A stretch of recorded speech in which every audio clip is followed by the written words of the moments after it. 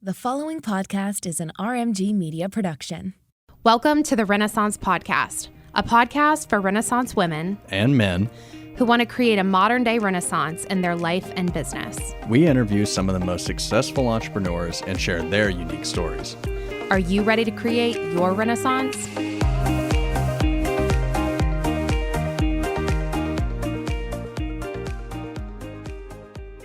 Well, I am excited. I'm so excited to interview you because we went to an event together recently and I didn't know you were going to be there.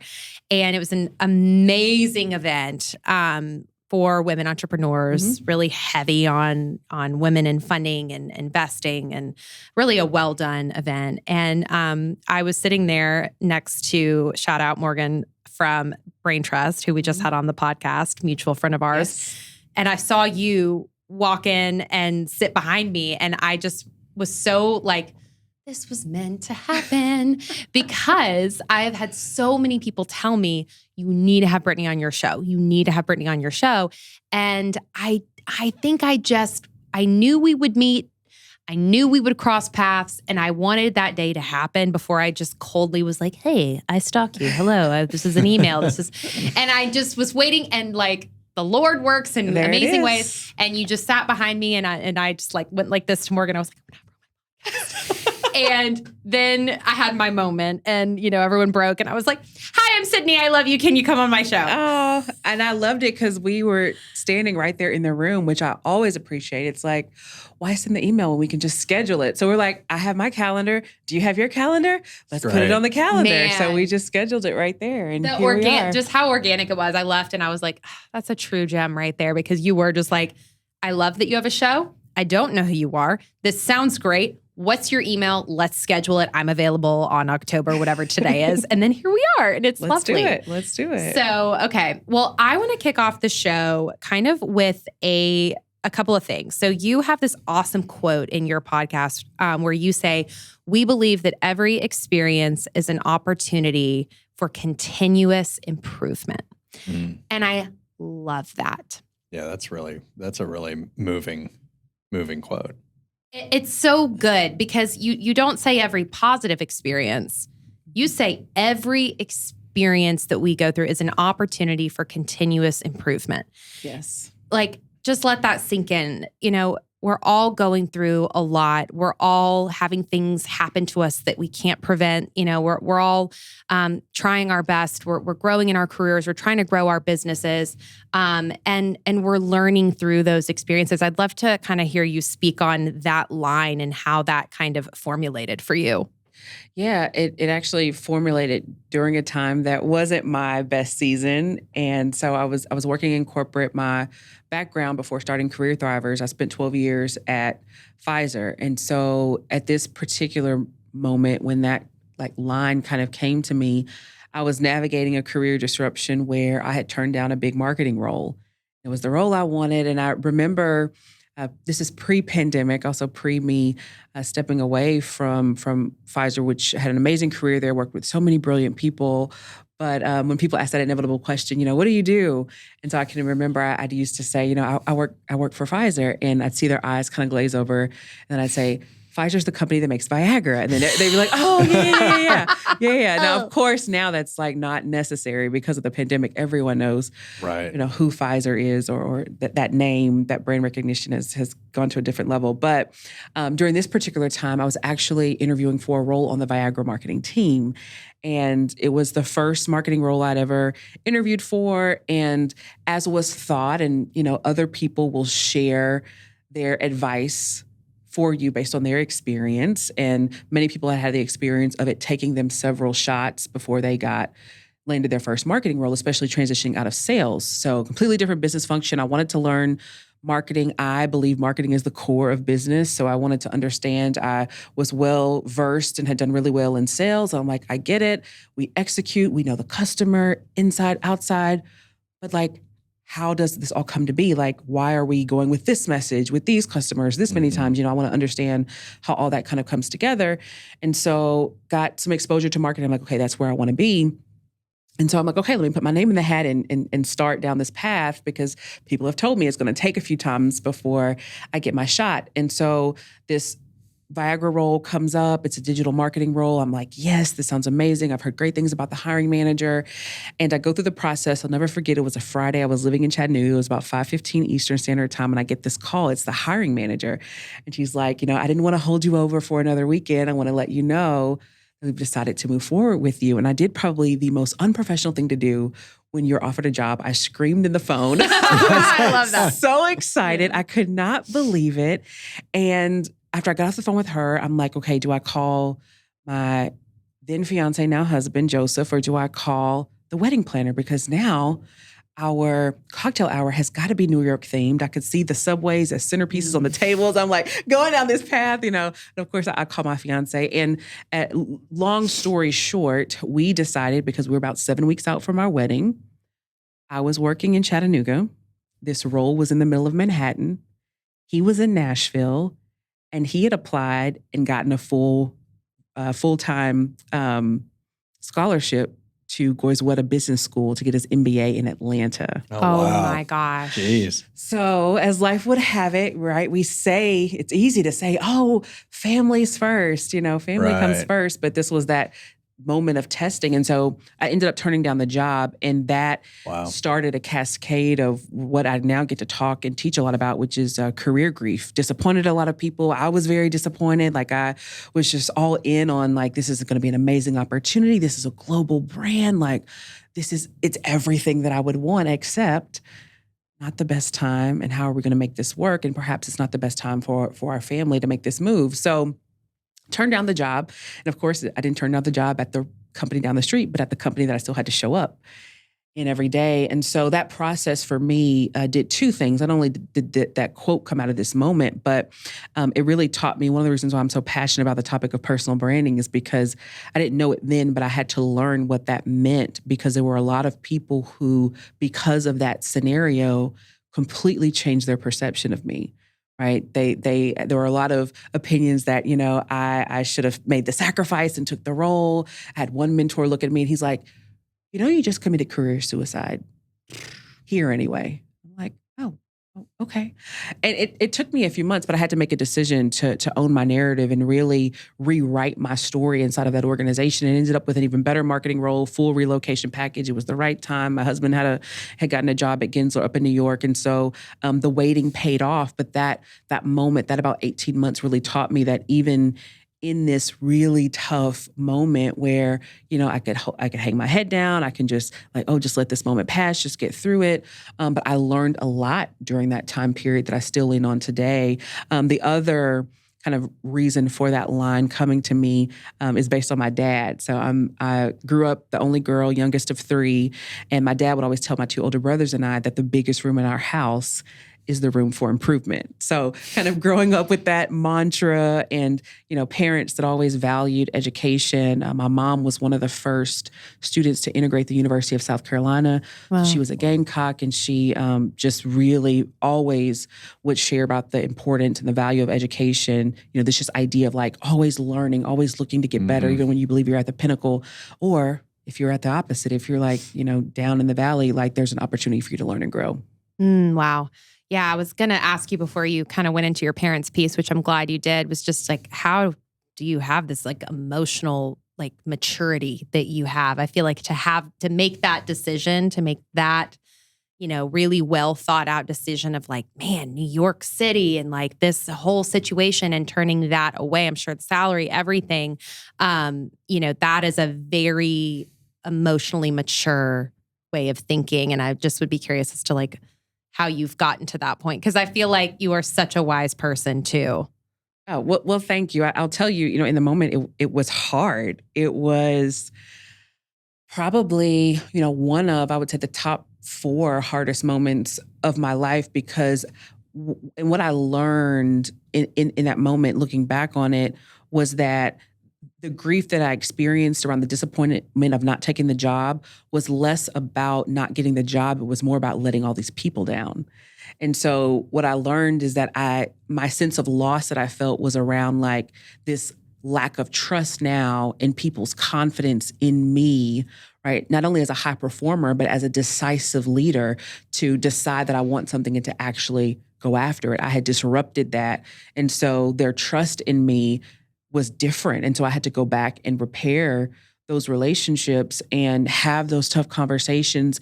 And a lot of that wasn't like, them reaching out to me, like I had to initiate that. And so I learned a lot during that moment, but it was certainly a time in my career where it's like, it could perhaps be easier to go after a marketing role at another organization because like, this is going to be tough to turn around. But, where there's a will, there's a way. And if you are intentional, and I truly have a deep value of ownership, and not just like in the entrepreneurial sense, but like your career is yours. So even if you are working at a 9-to-5, it's your career. And how are you owning that next step? How are you owning like, this is the experience that I want to have? This is how I'm navigating these conversations so that I can help people help me get here, And so a lot of what I get to teach now, and I say this often in talks, like I don't, speak about the power of personal branding from like having Googled it. Like there's research and stuff too that I bring to the table, but it's much of my lived experience and much of the lived experience of leaders that I've been able to coach that like, this is what it looks like to own your narrative. This is what it looks like to actually position yourself in a way that's aligned with who you actually are. So it doesn't feel like branding is like something that I'm putting on, but I feel like it's me and you're like living and leading in an authentic way that you don't have to like think about, because every room you walk in, it's you. Every conversation that you have, it's you. Every time you post on social media, if you decide to scale your brand, it's you. And so kind of living from that position of truth includes those hard moments where it's like, okay, I could just shrink right now, or I could rise to the occasion and thrive through it. I like talking about ownership because I do think that is important. There's a lot of people that aren't entrepreneurs. They're just working, and you'll feel so much better in your life if you do take ownership of what you're doing, or if you're at a place where you give a shit, Yeah. I see so many people that just kind of zombie out and they're just 9-to-5 and they're not happy with what they're doing. And that's always like kind of sad to me, because I get your mindset of whatever, I just got to work. But then also on the flip side, it's like, well, yeah, you have to work. Most people do. You may as well love what you're doing and try and just be like, if you're even in a big machine like Pfizer, like one of the biggest companies in the world, you may as well own it and make it yours. Yeah. Kill it. Show up every day and bust your ass and care about what you're doing. And if you don't want to work at a company the size of Pfizer, go find something that really speaks to you and do that, make your impact somewhere, but care about it, because you're going to mentally feel better. Oh, definitely. Definitely. And that's really at the core of why I started Career Thrivers. And, and even like the name, some people ask like, where did you get the name from? And it's like, well, we spend the majority of our Monday through Friday, best hours of the day, the sun is up, right, at work. Yeah. So shouldn't it be a place where you are thriving, where you do feel that sense of purpose, alignment, like value? I'm excited about what I'm doing versus like the dread of, oh my God, I've got to go into this place and I can't stand it. And what that does, to your point, when you're in spaces like that, and when you have that kind of feeling around the work that you're doing, not that it's always roses and phenomenal, but when there's not a core sense of like, I belong here and I want to be here, it shows up in other areas of your life, and it shows up in your body and in your health and in your well-being. And so it all kind of trickles down. So it's like, I believe when you're thriving in your career, oftentimes you're thriving in your personal life, and vice versa is also true. Yeah. What year was all of this going? Was this pre-pandemic? This was. So let's see, we got married in 2014. So it was 2014 when I got the offer, turned it down, maybe November. We got married in December. And then the role came back around, did 2015 and 2016 was all navigating this gap, this disruption inside of the organization. And then the end of 2016, and I remember it vividly, it was the 10th role that I had applied for.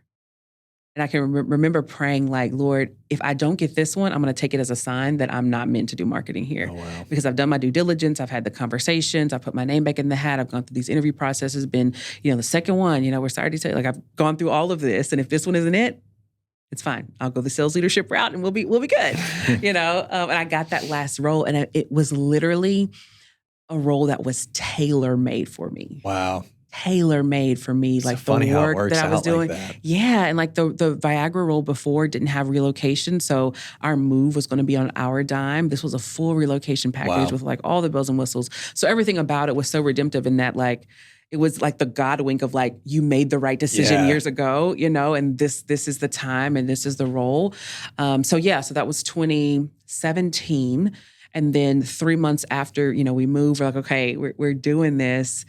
My first best friend, my mother unexpectedly died 3 months after that. So a lot of the conversations that I have around grief are coupled with like this sense of, disruption in your career, like these phases of career grief that we experience that mirror very much so the experience of the loss of a loved one. So went through that in 2017 and then moved back to Nashville the end of 2018 and then left Pfizer in 2019. Wow.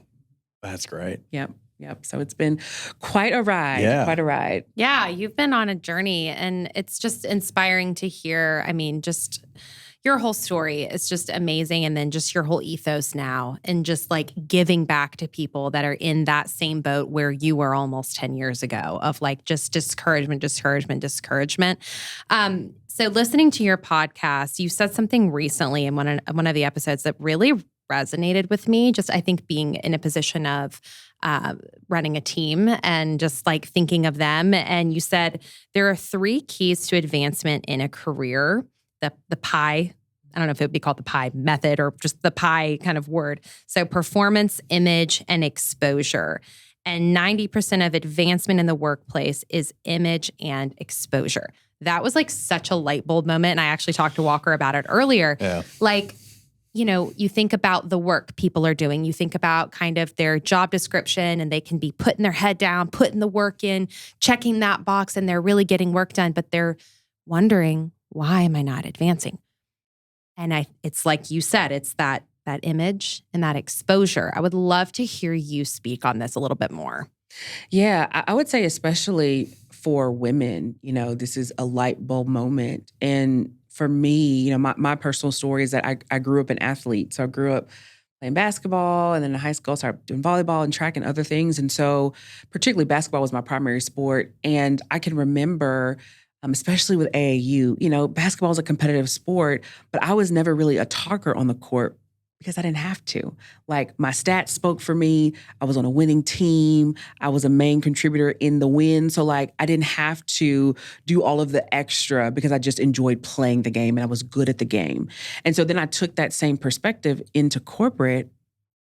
And it doesn't work that way. It's like, wait, what do you mean? Like I'm working hard. I'm first one in, last one to leave, doing the extra work, doing the projects. And it's 3 years and I'm still in this spot. And no one has said, hey, Brittany, we see how great your stats are. What do you think about this next role? So like taking this mindset of like, I can work hard or work my way into what's next. That statistic, a management consulting firm did that research around those 3 keys to career advancement. And so the 10% being performance doesn't mean that performance doesn't matter, but it means that performance is table stakes. So in order to advance, like you have to be a top performer. But then beyond that, the reason why sometimes you can look up and say, well, wait, that person has been here less time, or this person just joined the team. Why do they have such a great rapport with the leader? Or why are they getting asked to do all these amazing things? Well, perhaps it's because they've mastered the image and exposure piece, which coupled together really is, the quote unquote work of personal branding. But it's about, getting your head up. It's about, for a lot of women, sometimes we think that talking about our work is bragging, or sharing how we're adding value is like, oh, I don't really want to toot my own horn, or I feel uncomfortable around that. And I was very much the same way. I had the same mindset early on in my career, but I had to learn that like, well, and I have the experience now of being a people leader. When you're leading 10, 12, 15 people, you don't know the ins and outs of all of the things that person is doing to get to the end result, or the additional work that you didn't even know that they had to do to get to the end result unless they're telling you that, right? Unless within the one-on-one conversations, within the team meetings, those nuances are coming up. And so that's why that ownership piece is important, because even in terms of your career development, like it's on you to own those conversations to ensure that your leader, your leader's leader, understands the value, the impact that you're bringing to the work that you're doing, so that then your name does come up. You are thought of when it comes time for advancement or different projects or things that lead to more exposure in a more traditional work setting. And I think people could hear that maybe and think, well, I'm such an introvert, and I'm in my shell and I'm just, but I'm doing a good job and I know I am. What would your advice be to that person? Yeah. One, I would say, I see you and I hear you because believe it or not, and that's how I know like the superpowers that I have are God-given because I am naturally an introvert. And most people don't believe that, but like I recharge alone. Yeah. I'm good just being like, and it's not necessarily that you're shy or don't like people. I love people, but like when it comes down to like, can I just be with me? Yes. Right. Absolutely. That's the common misconception. Everyone thinks if you're an introvert, you are in your shell, but really you just need more time to recharge. That's how I need to recharge. Yeah. I realized that I always thought I was extroverted, but then as I got older, I'm like, oh, no. I can be friendly and talk to people, but like I need a solid like 2 or 3 days to just like be alone. Same way. Yeah. That after the work time, it's like, I'm not the super chatty, walking into the house. It's like, and I remember like early on in our marriage, even with my husband, like it took some time to be like, oh yeah, like she needs a few minutes, to like come in, get settled, like chill, and then she's ready to talk about the day, and share all the details. But, it's ironic because I believe that's what oftentimes makes great salespeople. So great, like roles that are perceived to be more extroverted in nature. Like oftentimes introverts are the best at those roles because they're very mindful. They have great emotional intelligence. Like they're not just going to throw spaghetti at the wall, but like they're really going to be intentional with their words to like make the sale. It's a common misperception. But yeah, because of that, for me, I had to learn how to, in a way that felt authentic to me, communicate what I was doing and the values that I was bringing to my team and to the organization so that that exposure, that image piece could be there. So for me, it looked like, and if you are an introvert, consider thinking about a tool to track that, whether it's like simply a Google sheet or some kind of form to say, hey, here are my wins for the week so that when I'm going into my one-on-one meeting with my manager the next week, here are 2 things that I'm going to pick out to make sure that they know, hey, these were wins from last week. So they're hearing me communicate this. And so it becomes less about like, I have to be an extrovert to always talk about myself, but more about how can I be intentional to ensure that the value that I know that I'm bringing, all of these extra things that I'm doing to get to these results is seen and it's valued. And it's my job to ensure that that's happening, not my managers. Are there certain red flags that you point out to people that like certain workplaces that you're just not able to thrive? Like if you don't even have the opportunity for a one-on-one to share with your boss to even put yourself in that position? Yeah, that could be a sign. I would also say, values alignment, I think is the first piece. So what is important to the company and is it aligned with what you believe is important? And in instances where I was doing a couple of talks earlier this week, over at Alliance Bernstein, and it was for their more senior level women. And this conversation came up of like, what do you do in an instance where you maybe don't have the best rapport with your leader and you maybe are being shut down if you're trying to have conversations about the work that you're doing? How do you ensure that that work comes to light? And so there are a couple of things. Like one, having a practice of, if it's not formalized in your company, of skip level meetings where you're getting visibility with your leader's leader.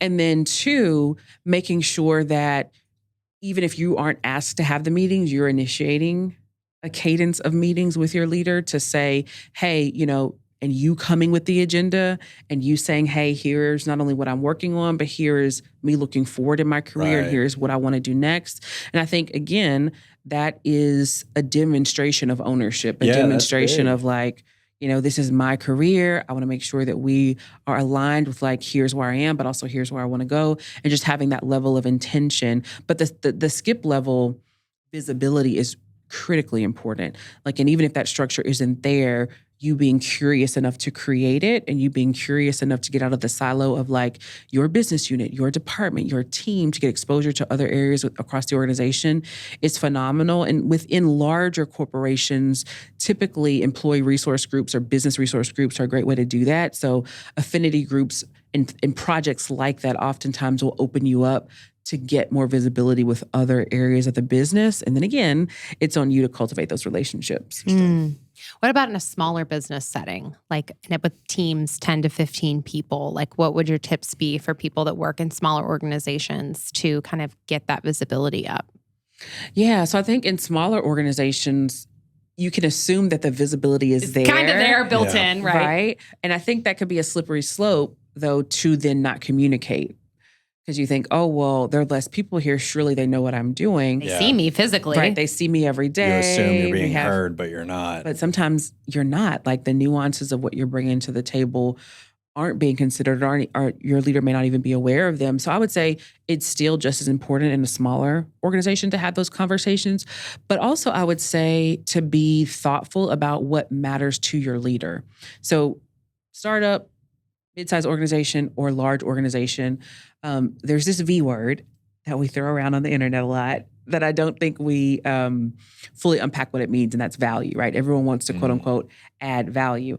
Well, value, much like beauty, is in the eye of the beholder. Like value means Subjective. Usefulness, right? So like what's valuable to you might be different than what's valuable to me. You have to consider, like, one, who am I talking to? And it could be obvious. It's like, oh, I'm talking to my manager, but really that question is uncovering like what is important to them, which is the second question. So what do they care about? So the context of your leader, you need to know, right, as a team member, what are their goals?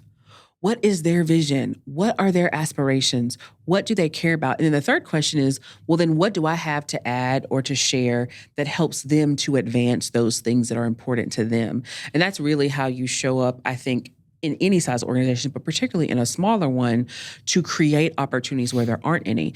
That's really the beauty of working inside of a startup or a smaller organization. It's like, well, there's not usually this career ladder or org chart of like, here's the path for you to advance, but you have the flexibility usually to create opportunities based on understanding what matters to the owner or to the leader. Right. Yeah, we're kind of in that situation right now where we have a very, very small team. And, we don't really have, we have trajectory and like a bit of a roadmap. And that was one of our goals for this year. And like kind of end of last year, we restructured our organization to kind of create some form of trajectory. But also that's the biggest thing that I think we look for. And like the biggest thing that I take away with my job every day is like you create your own opportunity. And, that's kind of the hard thing to instill in a younger person who's starting their career and they don't really know what that means. Yeah. And they're like, well, I just kind of want to work. I like what we're doing. And it's like, all right, well, go create some opportunity. And they're like, wait, what? I don't really get that. Yeah. Yeah, so that's that intrapreneur. Especially I think it's an advantage because generally speaking, Gen Z and millennial generations are more entrepreneurial, especially Gen Z, but you still have an opportunity to, I always say, I think one of the best places to learn how to run a business is working at one. And so you can really leverage like that entrepreneurial spirit of like, how do I create the opportunity? Where are the gaps? What's important to my leader? How can I solve for that? To create some of the same entrepreneurial kinds of experiences inside of an organization. Yeah. It's really interesting. It's like just a level of care. Yeah. It's like I was never a very good student. I always like the school, I always hated it. Like I always thought that I really hated learning. And I think it was really just like I didn't like doing bookwork and homework and stuff.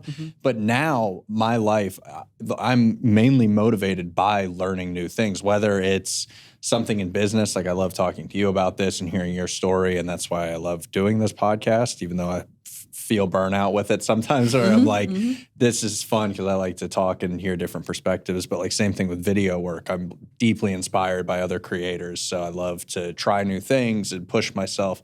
And I love to learn in that way. But really how I found success in this role is by caring. It was about caring about our clients and their businesses. And it's a way that I've used that level of caring to improve my sales approach to the point where I'm asking them questions, not just about how their marketing works or whatever, but like how they, brew their beers and stuff. Like I want to hear about their operational process and learn about their business and what it's like dealing with, their employees and their struggles and all that stuff. And it makes them realize like, oh, Walker really is interested in what we're doing here. That's someone that we can see working, within our team and doing our marketing or whatever. And I just think you can't make people care the same as you, but I swear it makes the biggest difference. It does. Yeah. I think it's the key to unlocking the power of sales, because a lot of people hear sales. I think, and when I say people, specifically some entrepreneurs who are like, I just want to create the thing and like just go do it. And I don't really want to sell it because there's this paradigm in their mind that selling is aligned with like this picture of like a used car salesman. You hear that analogy a lot. But I really, similar, Walker, to what you were saying, like see sales as service. Because if you understand that your potential client has a gap and you have something that could help to fill it, then you're doing them a service by exchanging a transaction to ensure that their need is met. Yeah. But you only know that if you care enough to ask the right questions, to be curious, not just to like get your thing sold, but like to really understand your customer. Yeah, you realize the value that you are adding. Like when you care about what you're doing, you realize what that value is and what you bring to the table for them. And then, it's not selling. It's just, we're just having a conversation and I know I'm going to help you and you're going to help me. And that's a really unique perspective to take on. I've never really thought of it like that. I've always just kind of thought of like our sales pitches as like a sales pitch, but it never has felt like that. And the times where it does feel like that, we usually like don't get the deal. Yep. It's fun. Psychology. I mean, it's kind of like the root word of all of us, what we do. It's a service, we're there to serve the client. Sure. And I feel like that's, when you come to a prospect and it's like, you're your most authentic self, you're your most genuine self, they're going to feel that, they're going to feel, oh, they genuinely just want to help me. And they have all the data and, the practices and resources to make that happen. Mm-hmm. So, well, I'd love to know, I want to take this conversation kind of two ways. So personal branding, you mentioned that, and you are someone that does it so well. You have, we have a lot of entrepreneurs that listen to this show, and I think that you are such a perfect example of someone who is running a business, CEO of this very successful business, but you also have a very successful personal brand that is separate from the business, but also works sympathetically with the business. It's like this beautiful, like Brittany Cole can live on her own any day, all day, like on Instagram, on LinkedIn, like you just show up in so many different communities, and the business can too. But when you come together, it's really beautiful, and it feels very intentional and it feels very strategic. And I'd love to know a little bit more about that, because I think as entrepreneurs, we struggle with that. We struggle with, I've got my business and I've got my business Instagram account, but then I'm also me. And I always tell our clients, like, you gotta have a little bit of a church and state separation. Mm-hmm. So, and you just, for everyone that's listening, go look at how they do it. It's very, very well executed. I'd love to hear kind of what your strategy is. Well, thank you. Because as the saying goes, you are your own worst critic. So sometimes I'm like, are we doing it well? Because I feel like we're not doing it good at all. So thank you. Thank you for that encouragement. No, it is intentional, but I believe the intentional part comes in the knowing who you are, where you're trying to go, and why. And I think so often, especially when it comes to entrepreneurship, like we can kind of be on this hamster wheel of trying to decide what is working and so deeply into the doing that we haven't taken a step back to understand, like, well, one, like, where am I really trying to go? Like, what really is the vision?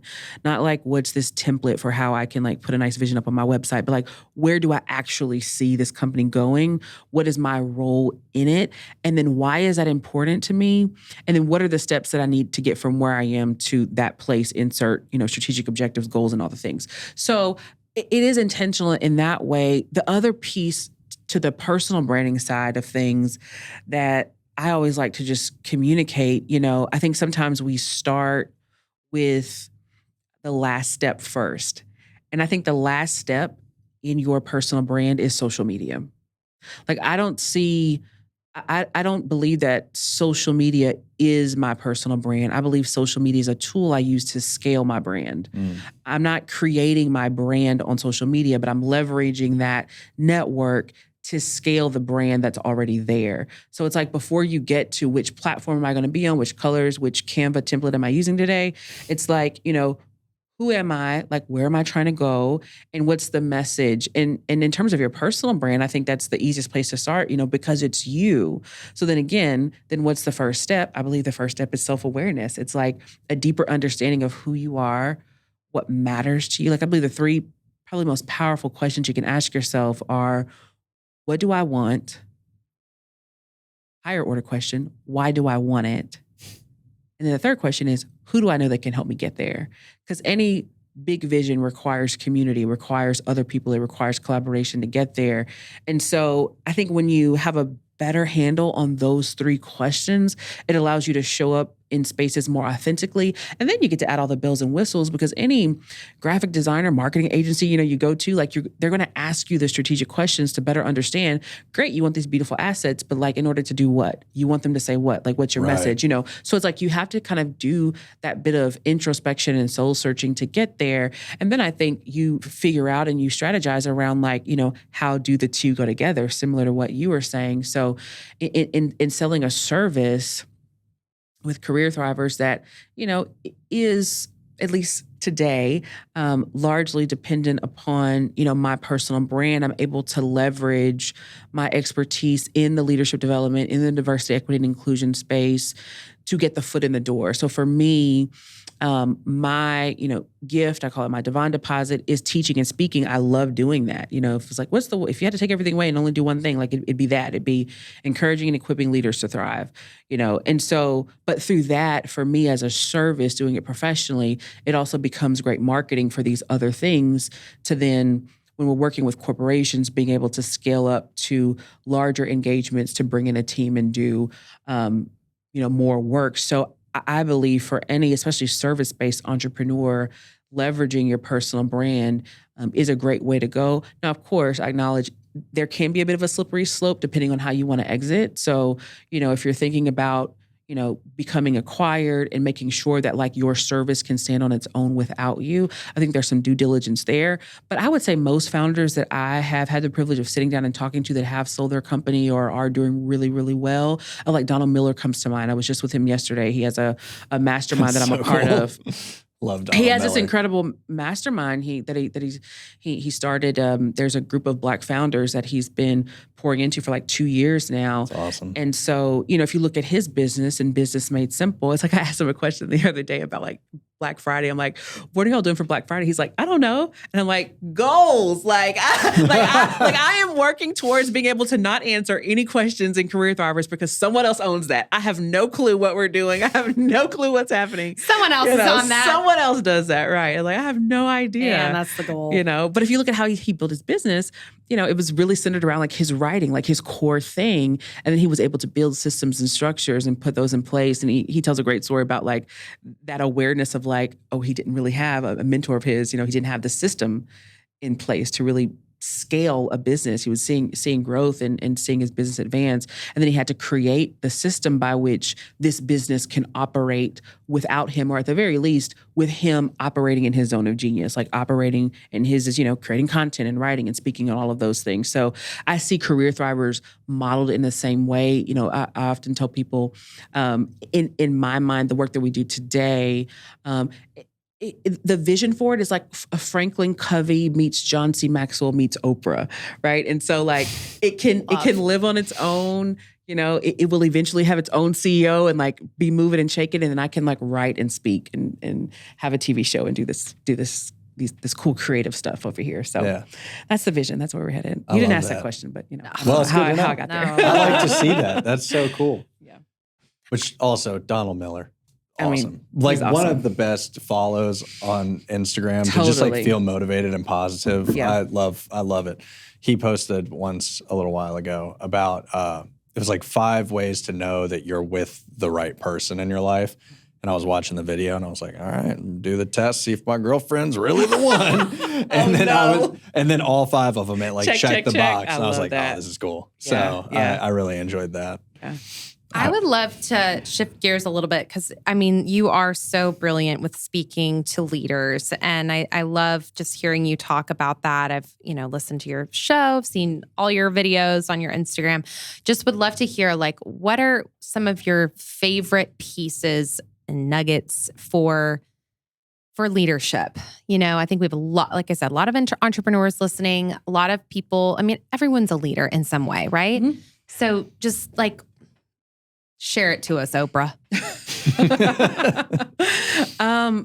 So I think the first thing that I would say that comes to mind is that being a subject matter expert or being a high performer in an organization, being great at what you do, doesn't automatically translate to you being a leader of people.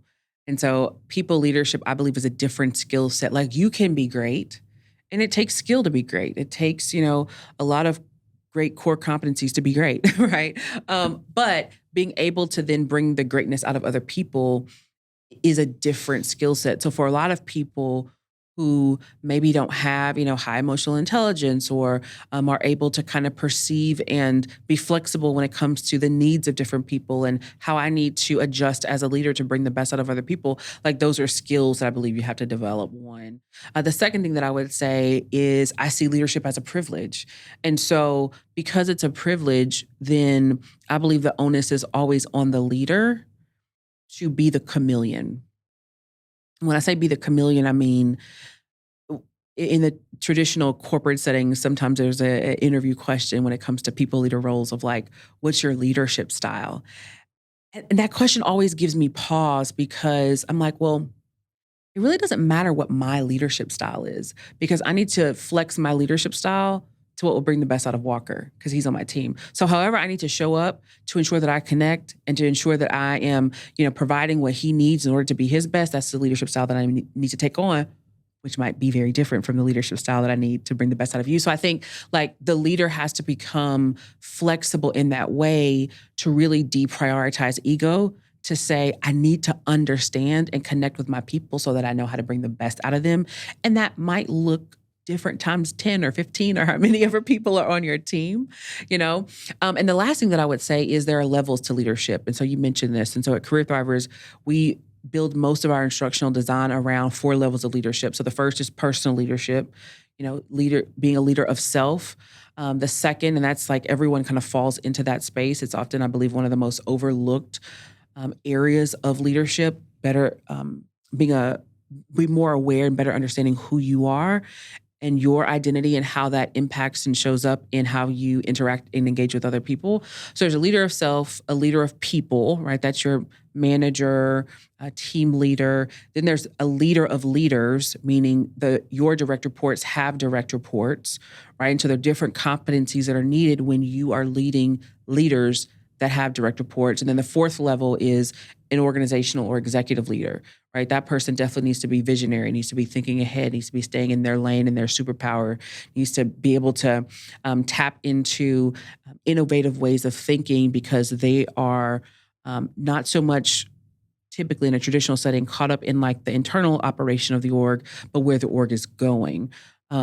So we oftentimes will design our leadership curriculum along those 4 levels, but really understanding like where you kind of fall on those 4 levels, but also kind of where you aspire to grow to, I think is something really important to develop your capacity. And I said that was the last thing, but the fourth and final thing that I'll say on leadership, because I could just run a list of 20 here, I love it. Might be my favorite topic, but is also developing your leadership capacity doesn't happen automatically. So like, how are you being intentional to become a better leader, right? And what does that look like even as an entrepreneur, right? Most entrepreneurs say, things were great until I started hiring, Oh, man. The business was going good until I brought in a team. And it's like, guess what? Skill set is being exposed. Yeah. Your leadership, right? Lack, So yeah, I mean, it's something that you have to be in tune with and be intentional about.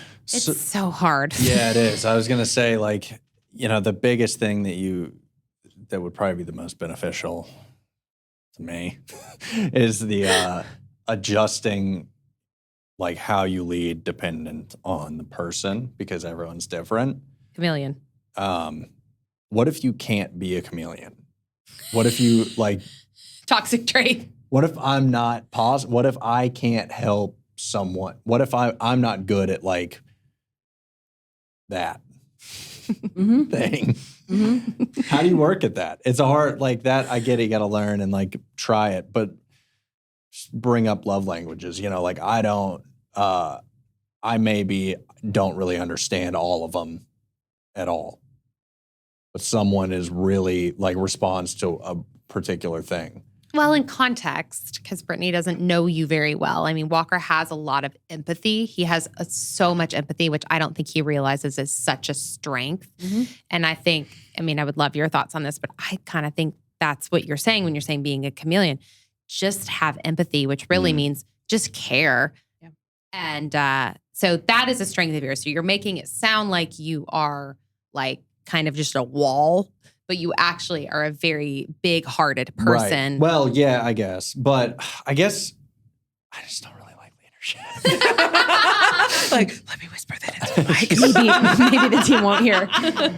I think it's just like, to me, like I wish that it was like a one size fits all. Yeah. You know, is that a thing in business? You like, because I feel like we try and hire people that fall into that category, but that has not really worked for us because people are different. Yes. Ding, ding, ding, ding, ding. It's funny. I've had this conversation. So I don't have children yet, but when I have this conversation with leaders who have kids, they often bring up the example of like, yeah, it's like parenting, right? Like these two kids were brought up in the same home with the same parents. They're like night and day. It's like one's not even raised in our home, you know? So like you have those experiences where, you know, people are just different. And then they'll share stories about how because of that, the way that they parent their son, you know, that's the oldest might be different than they parent the son that's in the middle because those two boys are different. So they need different things from the parent. Right. So I think much like leadership, not to say that leadership is synonymous to parenting. I know that can go have a slippery slope there too. But,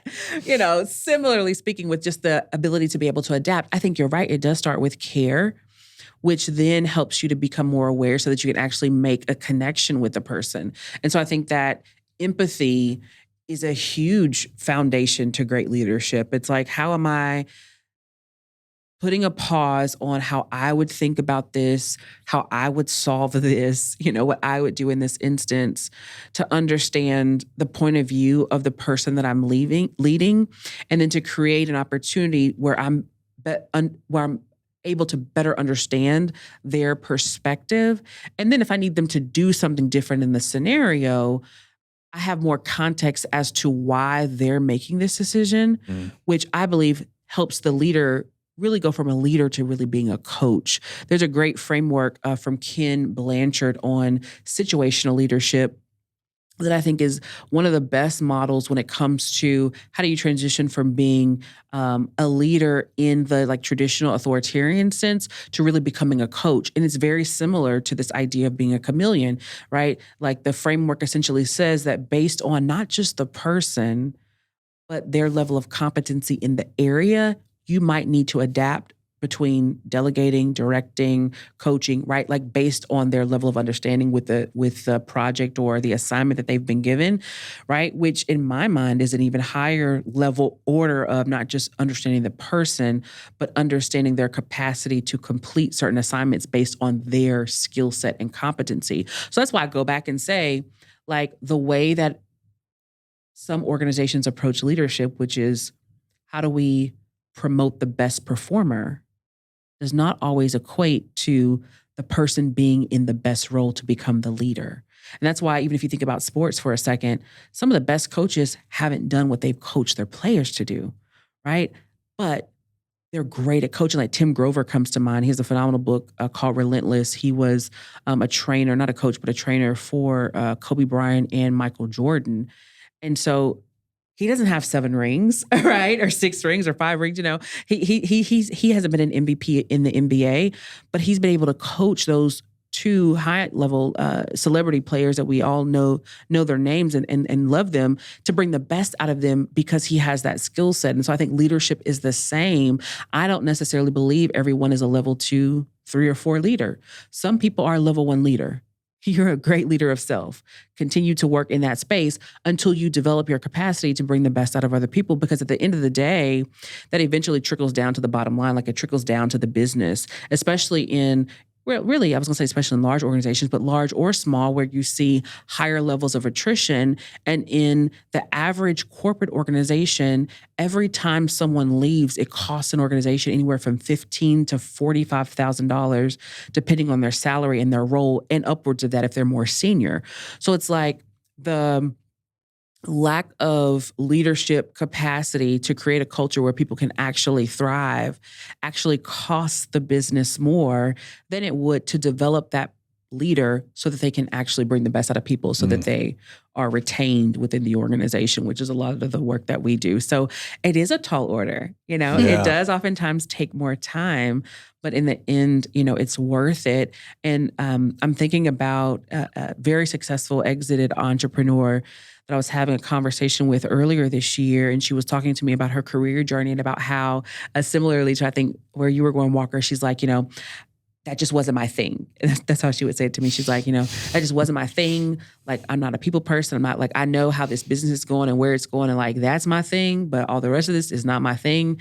She's like, I hired a CHRO and a COO to do that, and that was their thing, So I think there are examples of that, right? And her business did really well. She sold the business, and so I think there are examples of that. But again, it goes back to that self-awareness of like knowing your strengths and then hiring for your gaps as an executive leader. That's the key. It's like know your strengths, hire for your gaps. I love that. Yeah, that's going to be the name of this podcast. episode. I think it is. Okay, there it's done. I do think that's like the only solution to it. I do think there needs to be some extent of, you got to learn how to do it a little bit. Like definitely, if you're going to be like thinking, if you're a solopreneur looking to make your first hire, learn how to try and lead that person. Fail. If you hate it, you hate it. And you're just going to realize like, I don't want to do this. And then, as you continue to grow and develop, but hire out. I love that you're saying this, because when you're running a small business, and if you have that dream, and you've done the work, and in order to scale it, it's going to take people. When you're based on your cash flow and your profit, you don't have a choice. You don't have a choice. If it's this way or the highway, you have to learn the skills.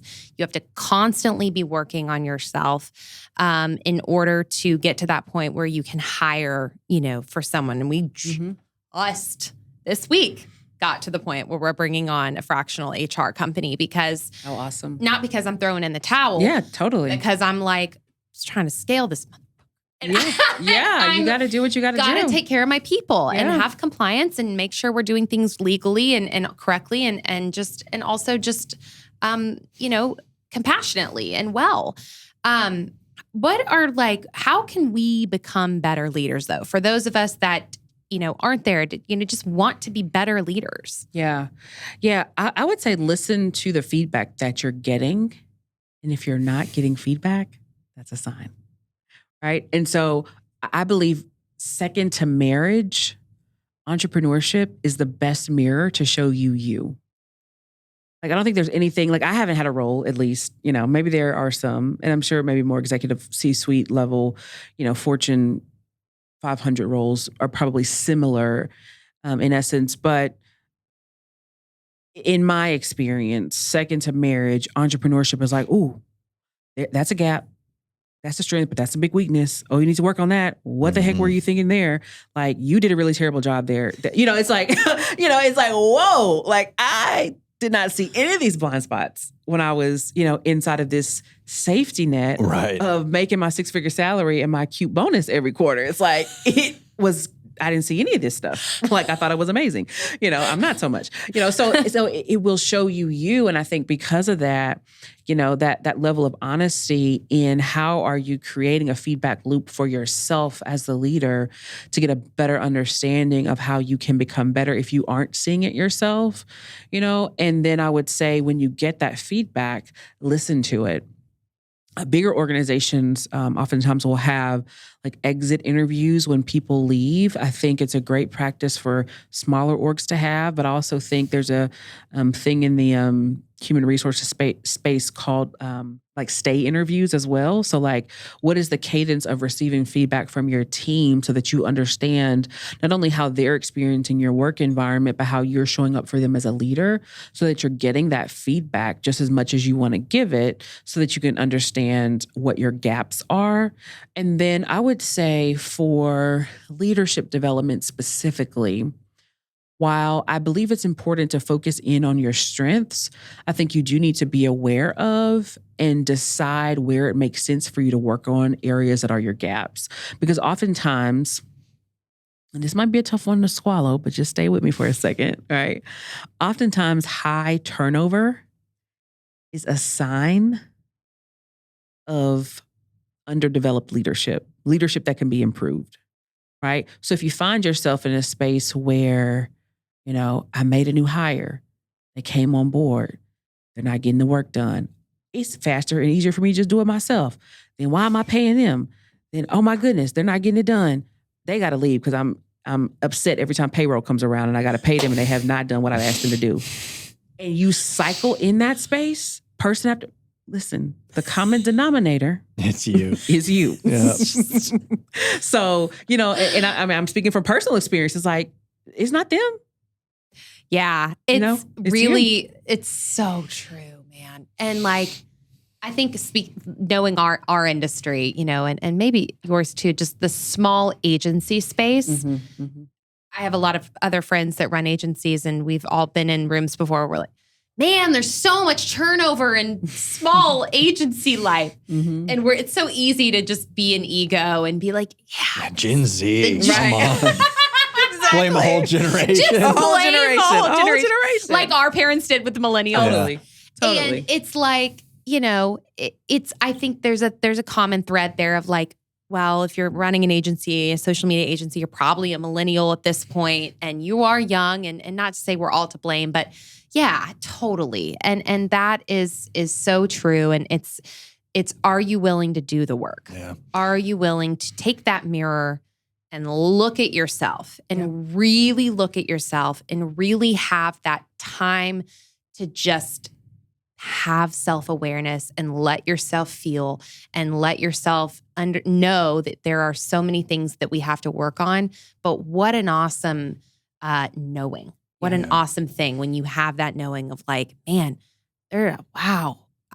You were saying it just a minute ago. I feel like this year for me has been like, I just feel like someone took a shoe and just smacked my, where it's like I've uncovered so much about myself that I didn't even realize. And, it's like. It's been a lot of self-reflection this year. It's been a lot of self-reflection. We even covered it this morning. We had a conversation about how Sydney spirals a little bit. And I called her, something happened this morning. And then I was like, so that's what I was going to talk to you about.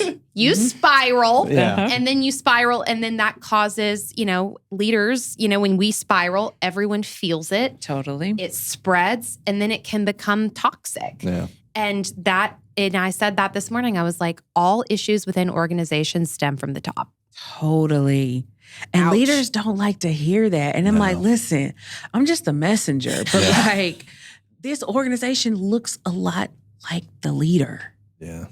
And so if you aren't at a space, and I think what keeps us from like being open enough to really, when you ask like, what are things that leaders can do?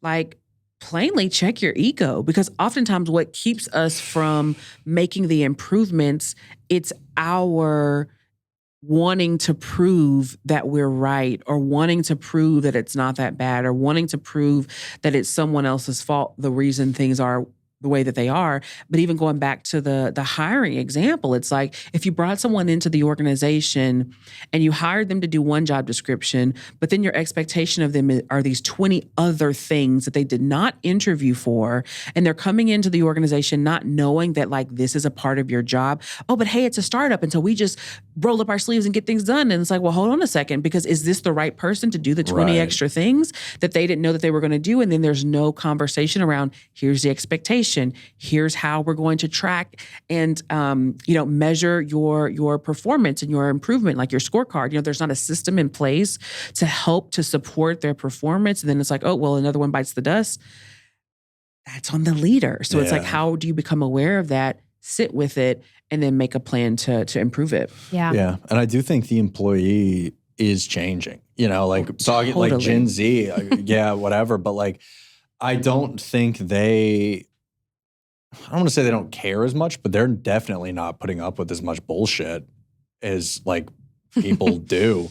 They'll leave a job. They'll be like, I'll quiet quit. I'll whatever the term is they say on TikTok. They'll do that and go to some other job and be fine and be like, I don't care. Like I know, they're The bandwidth of like, and like resumes are becoming like year stays or whatever. And that's becoming more common. And I guess employers Definitely. are kind of just like, well, we'll take what we can get, I guess, because it's just a weird world. Yeah. for hiring. Yeah.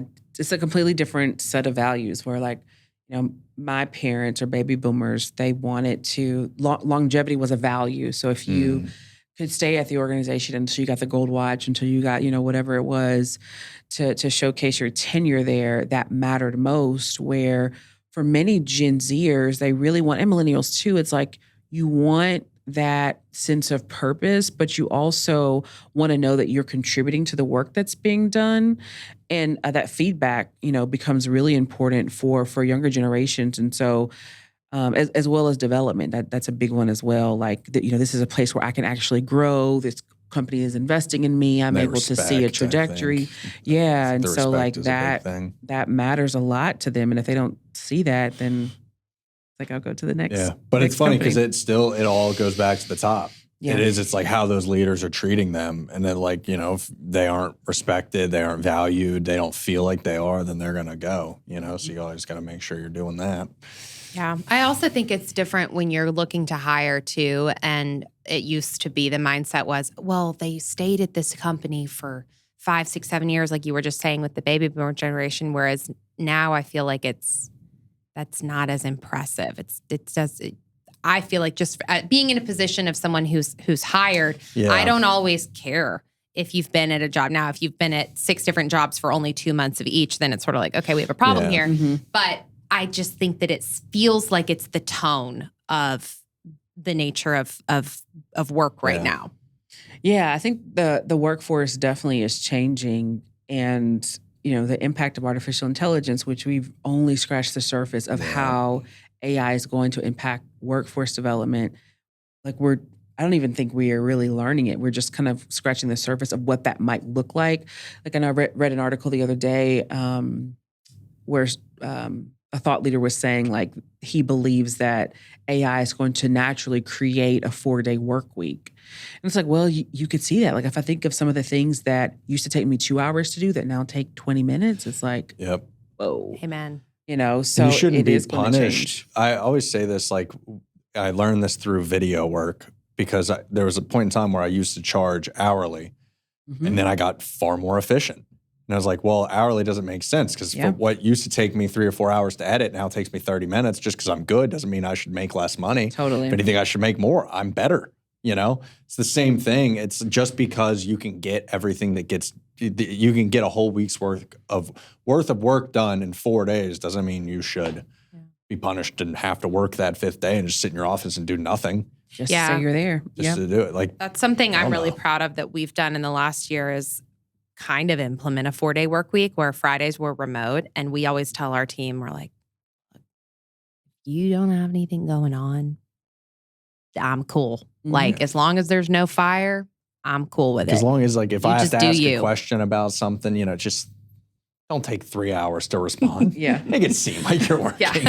I know you're not. But Make it seem so like it. true. And our industries are only going to continue getting more and more and more impacted by technology positively. And like, let's use that to our benefit.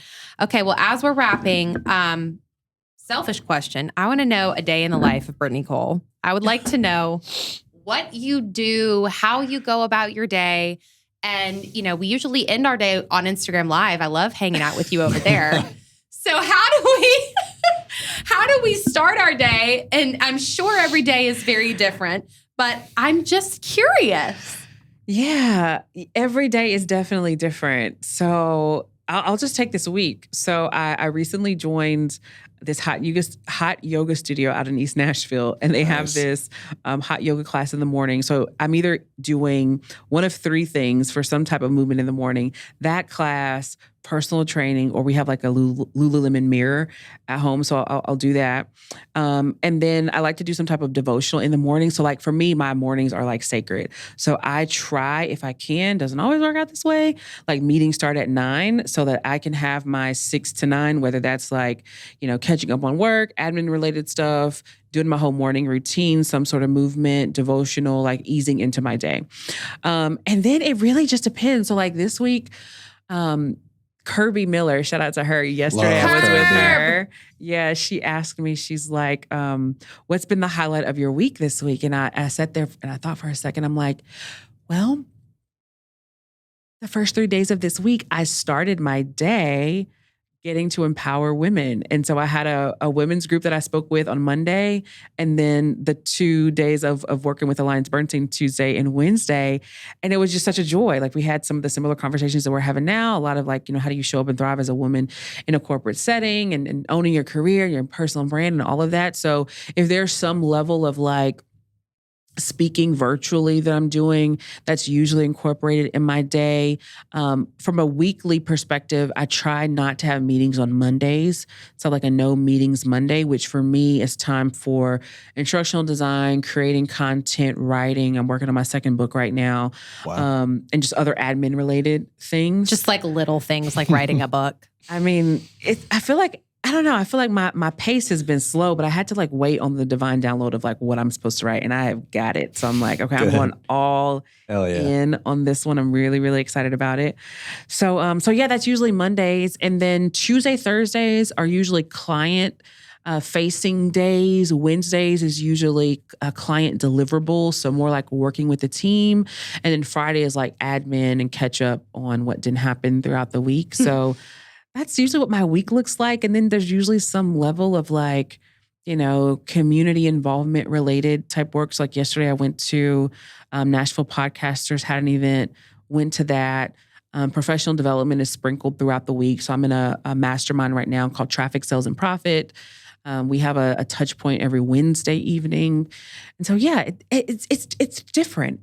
It's different. It's a toss up, but it's usually a nice combination of like taking care of self, spending time with family, of course, all things entrepreneurship, and then spending time with the team to deliver for our clients. Awesome. Okay. Well, I want to have you back on when the book comes out. And I would love to, like the divine download. That's so genius. It's so good. I love that. I'm going to use that now because I'm like, have a lot of things in my life where I'm like, I'm waiting for the divine download to hit me. Yes. Okay. Well, last question we always ask our guests. What is your definition of a Renaissance woman? Oh, I clearly did not read the I don't think I put that one on there because that was always the surprise. It's the surprise. It probably, if it was on there, we want to get an authentic response. Yeah. Oh, the Renaissance woman. Beyonce comes into my mind just because the Renaissance tour, which I didn't see except for like snippets and filling the FOMO on social media, but I will catch the movie. But the Renaissance woman.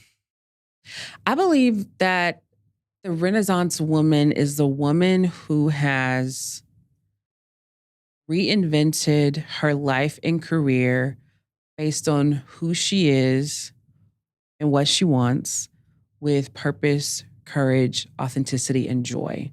So whatever that disruption moment is for you, typically disruption is connected to it where you look up and you're like, perhaps I'm living someone else's dream, or perhaps I'm not, rising to the occasion of what I am dreaming to become or to do. And then you look up and you notice like, okay, I really want to go after this. Like I'm going to give this my all, whether it's entrepreneurship or whether it's showing up in a corporate context or nonprofit or a parent in your romantic relationships, whatever it looks like, but deciding to reinvent in a way that's in alignment with who you truly are, your purpose, your destiny. Like I believe that is the Renaissance woman, like the woman that's walking boldly and authentically into purpose every day. That was a good one. That's a really good one. Yeah. Mason, pull that soundbite. Yeah. Okay, Brittany, where can everyone follow you? I'm sure everyone already does. You're a fabulous follow on Instagram. I always get so many nuggets from your lives. And like, I was literally like brushing my teeth the other night and had you like propped up in my bathroom. I'm like, she's getting after it late. I'm going to bed right now. It's probably like 8:00. I'm in this like 30-day challenge with an accountability partner. So we've been going live every day for 30 days, either on LinkedIn or Instagram. So it's been challenging me. I'm like, listen, if I wasn't doing this with somebody, there's several days I would have been off my 30 days. But no, you can stay tuned, connect with me. Probably the best place is at careerthrivers.com/podcast. So you can tap into our podcast. There's also a free guide there around authentic leadership. And so it's a Own Your Power checklist. And so it helps you to show up authentically, to own your power, to thrive in your career and business as a leader. So grab that guide and then tune in with us. Usually we drop an episode every Tuesday on the Career Thrivers podcast, soon to be the Thrive Together podcast. And so, yeah, check me out there, and it'll link you out to all the other things on LinkedIn and Instagram. Awesome. That's Thank great. you so much for coming on our show, Brittany. Awesome. Thank y'all. Thanks, Brittany. Talk to you soon.